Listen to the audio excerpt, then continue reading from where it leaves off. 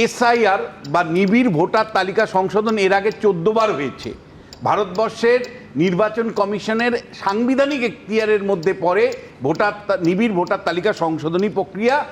এবার কেন এত হইচই হচ্ছে? আমার প্রশ্ন হচ্ছে, বিহারে যে 65 লক্ষ বলা হচ্ছে, তার মধ্যে 22 লক্ষ হলো মৃত ভোটার। এটা পরিষ্কার মনে রাখবেন, এটা কেবলমাত্র ইলেকশন কমিশন বলছে তা নয়। ইলেকশন কমিশন তালিকা প্রত্যেকটা রাজনৈতিক দলকে দিয়েছে, পাবলিকলি ডিসপ্লে করেছে। যে কোনো লোকের অভিযোগ যদি থাকে তাহলে সেটা জনসমক্ষে নিয়ে আসতে পারে, ইলেকশন কমিশনের কাছে নিয়ে আসতে পারে। 1 মাস সময় দেওয়া হচ্ছে। আপনারা বিরোধী রাজনৈতিক দল করেন, আপনারা খুঁজে বার করুন যে 22 লক্ষ মৃত বলা হচ্ছে হুজুর, তার থেকে আমি দেখুন 100টা জীবিত বার করে ফেলেছি।